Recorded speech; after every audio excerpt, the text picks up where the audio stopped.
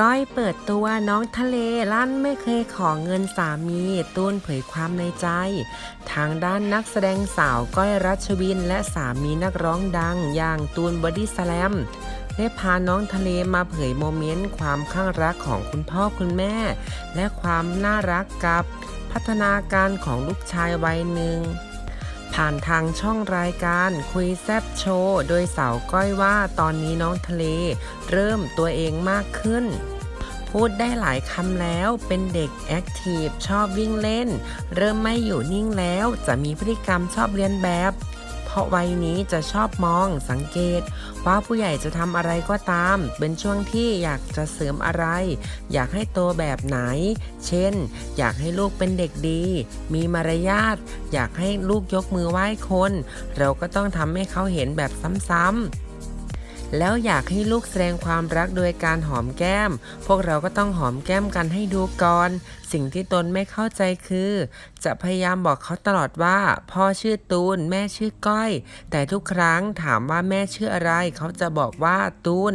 คือเรียกแต่ตูนอย่างเดียวและน้องทะเลได้เลือดที่พ่อตูนมาเยอะมากที่รู้ว่าเก่งเรื่องดนตรีพ่อไปตรวจ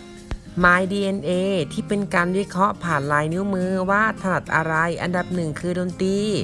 ส่วนเรื่องข้างลูกนี้ก็ทั้งคู่แต่พี่ตูนน่าจะมากกว่าเพราะเขาไปทำงานเล่นคอนเสิร์ตต่างจังหวัดอยู่บ่อยๆบางทีเล่นเสร็จตี 1ตี 2เช้ามาจะจองไฟล์เช้าที่สุดเพื่อบินกลับภูเก็ตมาหาลูกและก็ใช้เวลาอยู่กับลูกทั้งวันและเราเลี้ยงลูกแบบธรรมชาติเพราะพัฒนาการเด็กมันควรเป็นไปตามธรรมชาติที่ตัดสินใจอยู่ที่ภูเก็ตอย่างน้อยน้องก็ได้ธรรมชาติตอนนี้ไม่ให้ลูกดูทีวีเลยแล้วก้อยเลิกดูทีวีมา2 ปีแล้วแต่พี่ตูนชอบบอลมากก็จะบอกดูเวลาที่ลูกหลับแล้วไม่ได้เคร่งขนาดนั้นเวลาพากันออกไปไหนข้างนอกมีจอ LED ก็ให้เห็นได้ส่วนใครสปอยลูกมากกว่านั้นตอนนี้กลายเป็นพี่ตูนไปแล้วแบบให้อยู่กับลูก1 วันก็พาลูกไปเดินห้างซื้อของเล่นส่วนเรื่องลูกคนที่2นั้นอยากได้ผู้หญิงเพราะมีผู้ชายแล้วเรื่องที่ก้อยไม่ขอเงินสามีเลยคือต้องบอกว่าพี่ตูนเขาซัพพอร์ตในเรื่องของครอบครัวและลูกส่วนก้อยนั้นก็ทำงานมาตั้งแต่เด็กหาเงินเองมาตลอดไม่อยากไปเพิ่มภาระให้เขาอยากใช้เงินตัวเองมันภูมิใจกว่า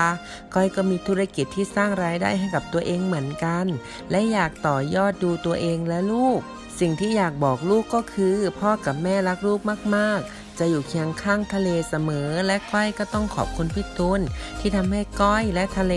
จนมีครอบครัวที่เติมเต็มกันทุกอย่างในชีวิตอยากตื่นและนอนพร้อมกันไปทุกวันและจะพยายามมีน้องสาวทะเลไว้